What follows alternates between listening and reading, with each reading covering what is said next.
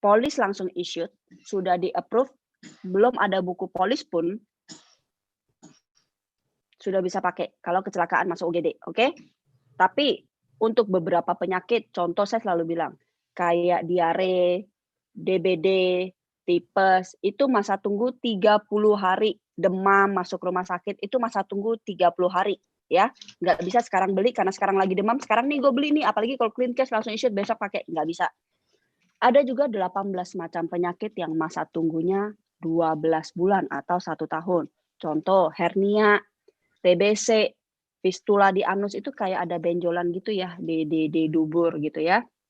Tiroid, diabetes, diskus intravertebral yang menonjol itu tulang belakang ya, HNP ya, lebih ke HNP ya.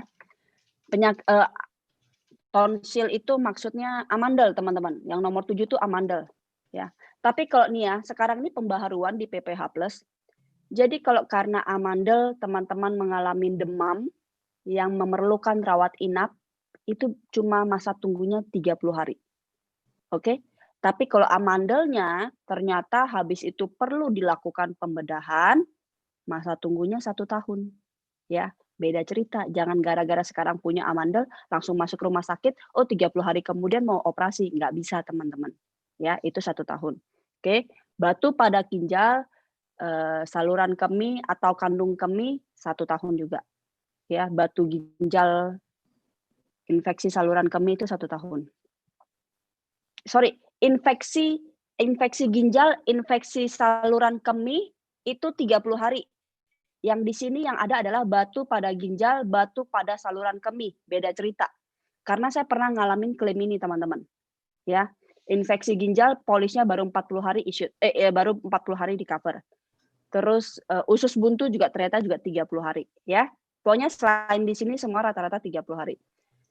Sistem kelainan reproduksi endometrial ya itu ada miom, ada kista, apa semua segala macam ya, 12 bulan.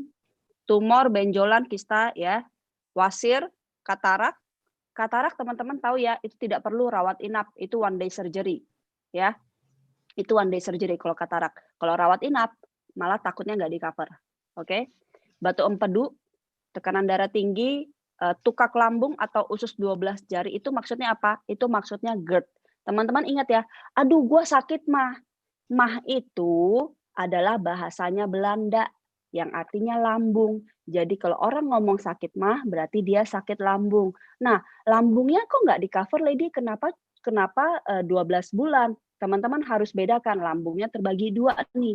Kalau karena kembung, mual-mual dan nggak enak itu 30 hari, beda cerita ya. Tapi kalau karena asam lambung atau GERD itu 12 bulan ya. Jadi teman-teman pintarlah dalam meneliti penyakit. Bukan kita harus jadi dokter karena kita memang harus memberikan ekstra value kepada nasabah.